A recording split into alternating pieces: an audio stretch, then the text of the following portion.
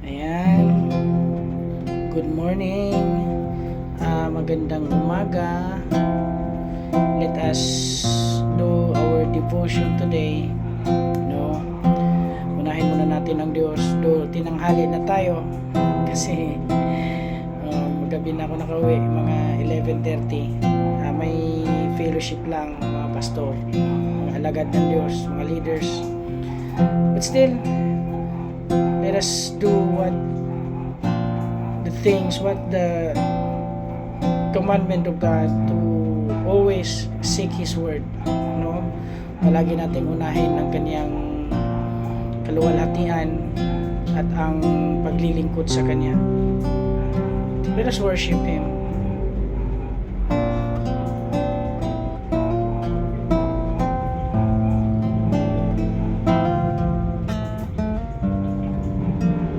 Thank you, Lord.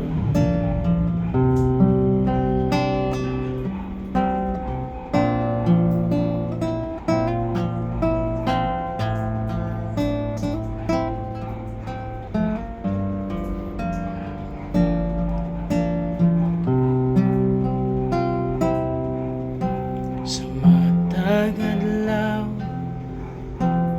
gusto ko makauban ka.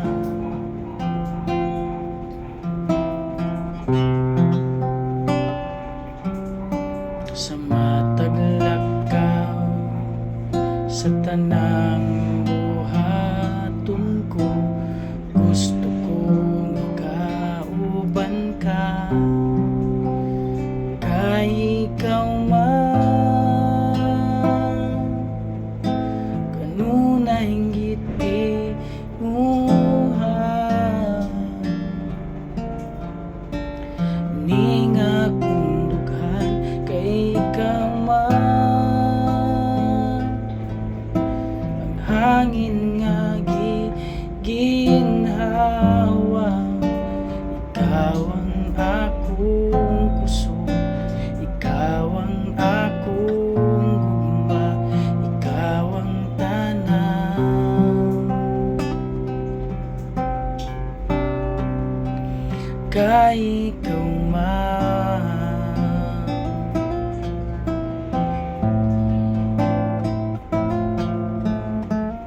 Thank you, Lord. Dahil ikaw, Panginoon, ang aming kailangan. Sa matag-adlaw, gusto ko makauban ka.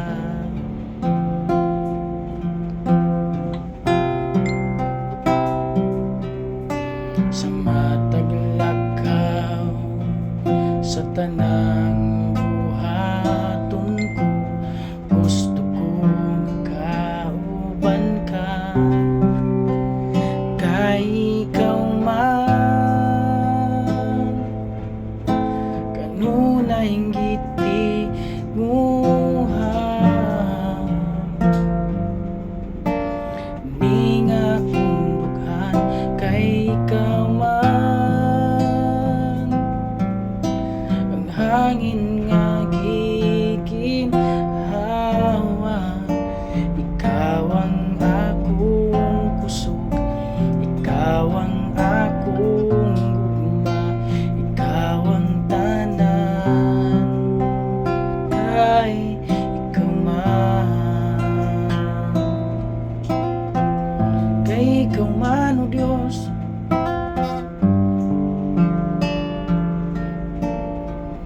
Salamat, Panginoon. Maraming salamat, Lord. Dahil indeed, ikaw ang aming kalakasan. Ikaw ang aming pag-ibig, Lord God. Kaya sa araw-araw, pinapangarap namin na makasama ang iyong banal na presensya. Sa araw-araw, gusto namin na makasama ka at gusto namin na unahin ka, Panginoon. Dahil ikaw ang aming kalakasan, ikaw ang aming pag-ibig, at ikaw ang lahat sa amin, Panginoon Hesus. Kaya sa umagang ito, pagpalain mo ang aking mga kapatid na lumalapit sa iyong banal na presensya, na lumalapit sa iyong pangalan, Lord God. Pinupuri ka, sinasamba ka sa iyong pangalan lamang, Panginoong Hesus. Amen. Ayan. So, magandang umaga, no? Pasensya na sa mga kapatiran kong Tagalog kasi I choose the Bisaya worship song today kasi napakaganda ng message ng song na yon. Kung ita-translate natin sa Tagalog, yun yung sinasabi na sa araw-araw gusto kong makasama ang Diyos. Ano ibig sabihin nun? Sa matag adlaw gusto kong nakauban ka, sa araw-araw gusto kong makasama ang Diyos. Sa matag lakaw, sa tanang buhaton ko, sa lahat ng aking mga ginagawa, no? Sa lahat ng aking mga lakad, gusto kong makasama ka. Yun ang ibig sabihin nun. Well, anyway, continue tayo sa devotion natin. Today is Psalms chapter 5, no? But I find out pwedeng hatiin ang Psalms chapter 5. So, ang titake natin ngayon is Psalms chapter 5 verses 1 to 8. Ayan. So, 8 verses ang ititake natin ngayon. Hayaan natin ang Diyos na merong gagawin, merong pangungusap sa bawat isa, no? So, sa umagang ito, let's read the Word of God from Psalms chapter 5 verses 1 to 8. Nawala na yung Tagalog kong translation. Ito na siya. Sabi dito, dinggin mo ang aking mga salita, o Panginoon. Pakinggan mo ang aking panaghoy. Pakinggan mo ang tunog ng aking daing. Hari ka, O Diyos ko, sapagkat sa iyo ako'y nanalangin.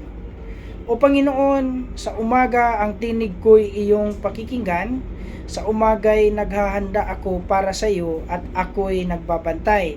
Sapagkat ikaw ay hindi isang Diyos na nalulugod sa mga kasamaan, ang kasamaan ay hindi mo kasamang maninirahan. Ang hambog ay hindi makakatayo sa iyong harapan. Kinakapuutan mo ang lahat ng mga gumagawa ng kasamaan. Iyong lilipulin sila na nagsasalita ng mga kasinungalingan. Kinasusuklaman ng Panginoon ang mamamatay tao at manlilinglang. Ngunit ako, sa pamamagitan ng kasaganaan ng iyong wagas na pag-ibig, ay papasok sa iyong bahay, at sa iyo'y may takot na sasamba sa templo mong banal. Patnubayan mo ako, sa verse 8, patnubayan mo ako, O Panginoon, sa iyong katwiran dahil sa aking mga kaaway. Tuwirin mo ang iyong daan sa aking harapan. Now, mayroon tayong mga mahalagang bagay na pag-uusapan ngayon. Ito ay ang pananalangin, una. Pangalawa, ito ay paglapit sa presensya ng Diyos, palaging paglapit sa presensya ng Diyos. At ang pangatlo ay ang pamamalagi, no? Palaging paghahanap sa katwiran ng Diyos. Palaging paghahanap sa katwiran ng Diyos. Ulitin ko, may tatlo tayong pag-uusapan ngayon. Una, pananalangin. Pangalawa, ang palaging paglapit sa presensya ng Diyos. Pangatlo ay ang palaging paghahanap sa katwiran ng Diyos. No? So, doon tayo sa verses 1 to 3. Ito yung pananalangin. Sabi dito, dinggin mo ang aking mga salita, O Panginoon. Pakinggan mo ang aking panaghoy. In verse 2, pakinggan mo ang tunog ng aking daing. Hari ka at Diyos ko. Okay? Sapagkat sa iyo ako'y nananalangin. O Panginoon, sa umaga ang tinig ko'y iyong pinapakinggan. Sa umaga ay naghahanda ako para sa iyo at ako'y magbabantay. Now, titingnan natin dito in first 3 verses, ito ang pananalangin, no, ni David sa Psalms na ito. Now, makikita natin dito, kung titingnan natin ang verse 3, sinasabi dito, O Panginoon, sa umaga ang tinig ko'y iyong pakinggan. Sa umaga'y naghahanda ako para sa iyo at ako'y magbabantay. Now, napakalinaw, no? Sabi dito, sa umaga ang tinig ko'y iyong pakikinggan. Ang pananalangin ay napakahalagang bagay, no? Sinabi pa dito sa umaga, no? Meaning sa paggising mo, dapat una ang pananalangin, una ang pakikipag-usap sa Panginoon. Yun dapat ang pinakauna, no? sa ating paglilingkod. Sa umaga ang tinig ko'y iyong pakikinggan. Sa umaga naghahanda ako para sa iyo. Sabi ni David, naghahanda ako, sa umaga naghahanda ako para sa iyo. Marami tayong ginagawa sa araw-araw. May trabaho ka, may business ka, mayroon kang inaasikaso sa araw-araw. Pero ito ang sinabi ng salita ng Diyos. Sa umaga naghahanda ako para sa iyo. So meaning, it is always important, napakahalaga na una tayong manalangin at una nating pinaghahandaan, no? Ang pakikipagharap, pakikipag-usap sa banal na presensya ng Diyos. Yun pala ang palaging una. Hindi yun pwedeng mahuli. Dapat everyday sa umaga, yun ang pinakauna mong gawin. Pinakauna nating gawin. No? Napakaganda sa umagang ito na ito yung natalakay natin. Now, wag nating kalimutan is God, the Lord, is both powerful and approachable. No? Siya po ay makapangyarihan at the same time approachable. Okay? Sa bansa natin, maraming makapangyarihan but not approachable. Mga politiko makapangyarihan yan sa bansa natin, but they are not approachable. Approachable lang sila pag alam nilang may pakinabang ka sa kanila, pag alam nilang mayroon silang makukuha sa iyo, lalo na pag eleksyon. Ngayon, approachable lahat yan. Sabihin ko sa iyo, kahit hindi marunong ngumiti yan, nakangiti yung mga politiko na yan. so ayan, so meaning merong napakagandang katangian ang Diyos na dapat huwag mong kalimutan. Huwag nating kalimutan. Kaya palagi tayong manalangin. Wala tayong dahilan na hindi tayo manalangin at hindi natin siya unahin. Bakit? God is both powerful and approachable. Okay? So, hindi lang siya makapangyarihan. Siya din ay madaling lapitan. Kung ang politiko ay madaling lapitan, mahirap hanapin, ang Diyos ay makapangyarihan at madaling lapitan. Saka maghahanap niyan. Siya ang makapangyarihan sa lahat. Siya ang lumikha sa lahat ng bagay sa mundo, sa daigdig. At the same time, madali siyang lapitan. Kaya palagi tayong manalangin, unahin ang panalangin sa araw-araw at unahin ang debosyon sa araw-araw para maganda ang ating buhay sa araw-araw, no? Maaliwalas, no? May kasiyahan, may kagalakan sa bawat araw. Ito po yung sikreto na hindi na sikreto, no? Manalangin, unahin ang panalangin at unahin ang pakikipag-usap sa Panginoon. Pangalawa, palaging paglapit sa presensya ng Panginoon. In verse 7, titingnan natin dito, sinasabi dito, ngunit ako sa pamamagitan ng kasaganaan ng iyong wagas na pag-ibig ay papasok sa iyong bahay. at sa iyo'y may takot na sasamba sa templo mong banal. O always draw near in God's presence. Palaging lumalapit sa presensya ng Diyos. Okay? So, napakahalaga. Alam niyo mga kapatid, magandang palagi kang nanalangin. Magandang palagi kang nagsisimba. Pero mas maganda kung sa iyong panalangin, sa iyong pagsamba, lumalapit ka palagi doon sa presensya ng Diyos. Ibang usapan po na maranasan mo palagi ang presensya ng Panginoon. Kahapon sa aming pagsamba, no, sa Calamba, saka sa Cavite, we experienced the presence of God. I personally experienced the presence of God once again. Bakit? Ang paglapit kasi sa presensya ng Diyos ay isa sa assurance na ng iyong pananampalataya upang lumalim at lumago ito. Bakit? Siyempre, lumapit tayo sa presensya ng Diyos. Pag naranasan natin ang presensya ng Diyos, alam natin for sure na may Diyos tayong sinasamba.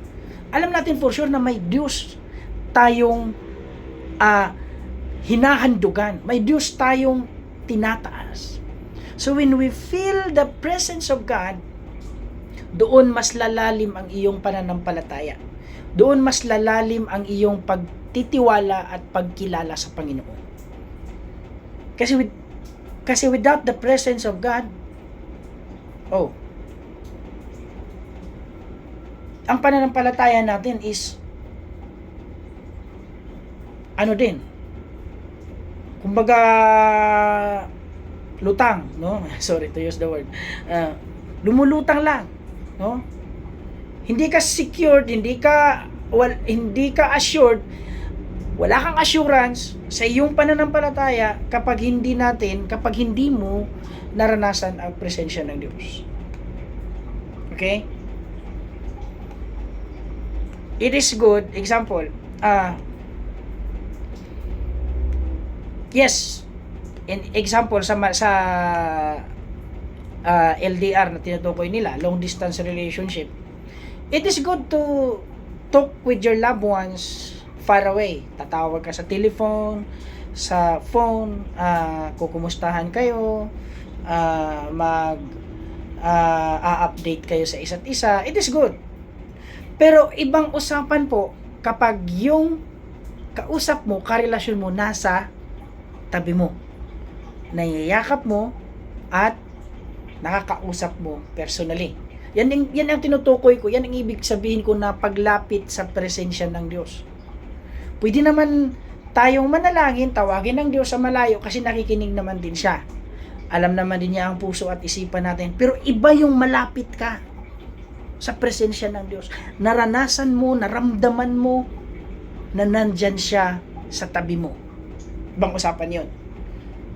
It is best, no, na maramdaman at maranasan natin yun. Mahalaga po ang palaging paglapit sa presensya ng Panginoon. Like I said kanina, ito po ay magpapatibay sa iyong pananampalataya at magpapalalim sa iyong pagkilala sa Panginoon. Because only in His presence, tanging sa presensya lamang ng Diyos, magkakaroon ng matibay at magkakaroon ng kagalakan, ibang kagalakan ng ating puso sa presensya ng Panginoon. No? Kagabi nabanggit ko na kasi nag-usap kami ng mga scheduling sa church. Sinabi ko talaga na hindi pwedeng hindi ako pupunta sa Banyadero, sa church natin sa Calamba. Kasi doon ako nag-feed, doon ako nagpapalakas. Bakit? Hindi lang word of God ang magpapalakas sa akin doon, kundi ang presence ng Panginoon, ang presensya ng Panginoon. And you know what is the thing na nakikita ko sa Banyadero? Hindi naman mayamang church yun, hindi naman mayamang church yung church natin sa Banyadero materially, hindi naman, pero binibless ni Lord. And what is the best in it? What is the best in there? Is the presence of God. Nandoon ang presensya ng Diyos. I don't know kung naramdaman nyo yun. I don't know kung na-experience, na-feel nyo yun. But that is my experience. That is how I feel every time pumupunta ako doon. Kahit nagpa-practice lang kami, kahit nag-fellowship lang kami, kahit kumakain lang kami, I really felt the presence of God inside. No? Take note, it is not about the church building. Baka isipin natin, maganda siguro structure ng building na yun. Siguro maganda ang kulay ng building na yun, kaya maganda yung ambience, maganda yung pakiramdam. No. It is the church, the people, which is the church, na nandun, na may tatlong katangian akong nakikita. Number one, they are pure. Every time you talk to them, they always talk things that will glorify the Lord. Number two, they are sincere. Sorry, mali ata yung pronunciation ko. They are sincere. Sincero sila, no? Hindi lang sila pure, ang church mismo is sincere sa lahat ng bagay. They care. No?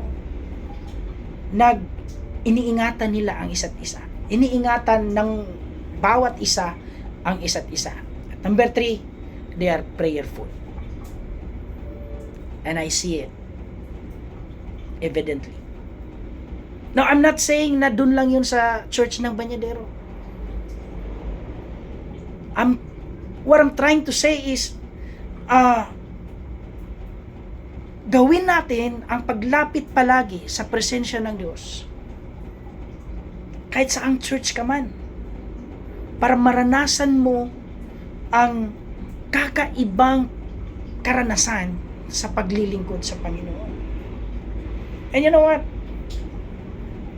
It will inspire your Holy Spirit. It will inspire your inner being by the power of the Holy Spirit. It will ignite the fire na mamamatay na sa kaloob-looban mo sa pagkilala at paglilingkod sa Panginoon. Tulad nga ng sinasabi ko, hindi ka naman siguro pwedeng magwalis ng walis tingting na isang piraso lang. So kailangan marami yan. Itatali mo sa isang grupo, maraming tingting para makapaglinis ka. And that's also the church. Kailangan ang church, kailangan mayroong pagkakaisa, no? Para magawa ang layunin ng Panginoon sa bawat isa. No? Well, individually, bakit ko nasabi yan? It's because kapag naramdaman mo kasi, kapag lumalapit ka kasi sa presensya ng Panginoon, doon mag-i-ignite ang kagalakan mo na lalapit sa pakikipagtipon. No? Parang ang kulang ng araw mo, kulang ng linggo mo kung hindi ka makapagsamba sa Panginoon. And the good thing is, kapag meron ka yan, when the fire of God, when the presence of God is in you, is in deep sa kaloob-looban mo, deep within you, it will ignite also the others. Mahahawaan yung iba. Kaya bilang individual, okay, ito yun bilang individual, kapag palagi kang lumalapit sa presensya ng Diyos, paglabas mo at pagpunta mo sa simbahan kung saan ka man pupunta, it will ignite also the others. Mahahawaan sila. Okay? When the presence of God is in you, it will reflect to others. It will pass on to others. No? Mararamdaman niya nila at makikita yan nila sa buhay mo. Now next, bilisan natin. And verse 8. Patnubayan mo ako, o Panginoon, sa iyong katuwiran. Dahil sa aking mga kaaway, patnubayan mo ako, o Panginoon, sa iyong katuwiran dahil sa aking mga kaaway. Okay? Tuwirin mo ang iyong daan sa aking harapan. Now, ito naman ay ang palaging paghahanap sa katwiran ng Diyos. Did you remember the verse in Matthew chapter 8 verse Matthew 6:33, very common verse, no? Kung titingnan natin, meron po doon na hindi na papansin kadalasan, no? Tingnan natin. Ang palaging paghahanap sa katwiran ng Diyos. Tingnan natin. In this very common verse, Matthew 6:33, ngunit hanapin ninyo ang kaniyang kaharian at ang kaniyang katwiran. At ang lahat ay ibibigay niya sa inyo. Ang lahat ay pawang idadaragdag niya sa inyo. No? Ngunit hanapin muna ninyo ang kanyang kaharian. No, ito yung sinasabi ng pastor ko, na pagising mo, wala mo ng kape, wala mo na lahat, kausapin mo na ang Diyos. At ang unang paghahanap sa kaharian ng Diyos, may dinugtong at ang kanyang katuwiran. Okay? Medyo madali tong medyo mas mabilis tong ipaliwanag sa English. Sinasabi doon sa English, but seek first the kingdom of God and His righteousness, not your righteousness. Why? People tend to use their own righteousness. At doon tayo nagkakamali. Doon tayo minsan nagkakamali. Meron tayong sariling katwiran. Meron tayong sariling righteousness na doon tayo bumabagsak. Bakit? Yun ang ina-apply natin. Hindi yan kailangan.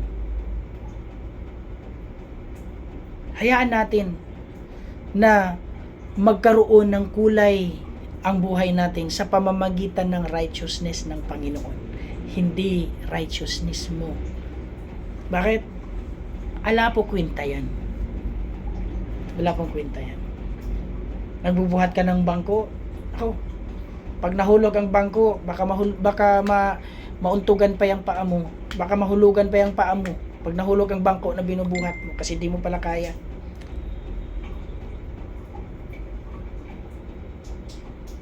In biblical base, ang Diyos po ang nag-aangat sa atin. Hindi po tayo. Hindi po ang sarili natin. Nalulungkot ako. Napakalungkot isipin na minsan tayo ang nag-aangat sa sarili natin. Number 1, it is not biblical. Number 2, it will just give shame on you. Mapapahiya ka lang. Mapapahamak ka lang. So let us always look for the righteousness of God. Seek ye first His kingdom and His righteousness, not your righteousness.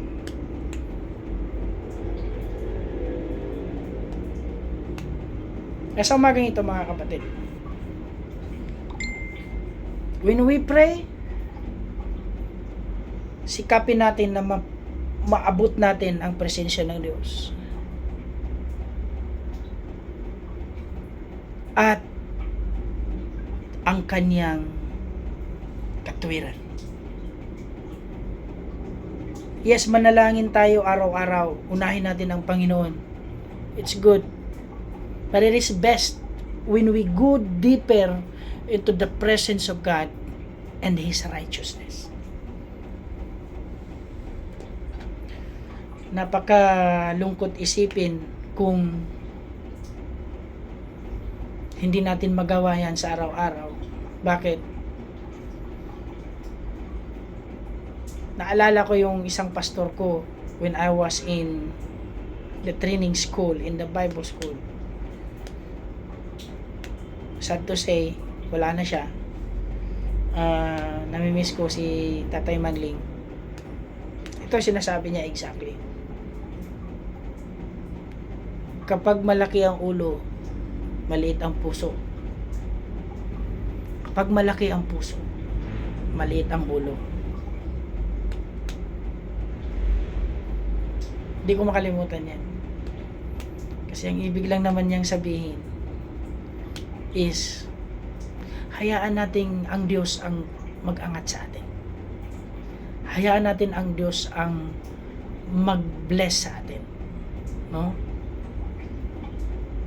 Kasi pag marami ka nang alam, lumalaki na ulo mo, liliit na yung puso mo. Wala na ang genuity ng, tama ba yung English ko? Mali yata. Wala na yung purity ng paglilingkod. Wala na yung wagas na pagmamahal sa paglilingkod. Kung baliktarin natin, pag maliit ang ulo natin, malaki ang puso natin. In other words, do not feed your head with the human knowledge. It will only destroy your heart. Feed your head with the heavenly wisdom, and it will purify your heart, and will lead you into the presence of God and in His righteousness. Sa umagang ito, mga kapatid, napakaganda, no? Kung pag-usapan natin ang salita ng Diyos. Let us empty ourselves. More of God, less of us. Again, huwag nating kalimutan, manalangin, sumamba, at magpasalamat. Palaging formula natin yan sa araw-araw. Manalangin, sumamba, at magpasalamat. And in that way, God will lead us into the path of righteousness. And God will show us the greatness of His glory. Dahil ang Diyos lamang ang dapat paglingkuran, purihin, pasalamatan sa lahat ng bagay. Manalangin tayo. Panginoon, thank you for the day. Thank you for the privilege na binigay mo sa bawat isa. Patuloy mo pong ingatan ang aking mga kapatid. Patuloy mo po silang pagpalain ayon sa iyong layunin at kalooban, Panginoong Hesus. Continue to bless our lives as we continue to serve you and seek your glory every day. Panginoon, maraming salamat sa kagalingan sa aking mga kapatid na nangangailangan nito. The power of healing is now be manifest in all my brothers and sisters na nangangailangan ng kagalingan. Panginoon, maraming salamat sa katugunan din, maging sa financial at material na pangangailangan ng aking mga kapatid. Tugunin mo sila, katagpuin mo sila sa kanilang mga pangangailangan, O Diyos. Maraming salamat sa kagalakan, kasiyahan, at maraming salamat, Panginoon, sa pag-iingat mo sa kanila habang sila po ay patuloy na lumalalim sa pagkilala at paglilingkod sa iyo. Bless my brothers and sisters. Gawin mong pagpapala ang aming araw. Gawin mo ring pagpapala, Panginoon, ang aming mga ginagawa. At maging kami, gawin mong pagpapala sa iba, Lord God. And let the power of your presence be manifest in our lives. as we do our job every day, as we do our business every day, and as we do every task every day, Lord, sa aming buhay, sa paglilingkod sa iyo. Palagi mo kaming pakaingatan at palagi mo kaming iangat ayon sa iyong panahon at ayon sa iyong kalooban. Lord, let your will be done and let your kingdom come in our lives. We thank you and we glorify your name in Jesus' name. Amen and amen. God bless you and then have a nice day. Isang pagpapalang araw sa bawat isa. Marami pong salamat.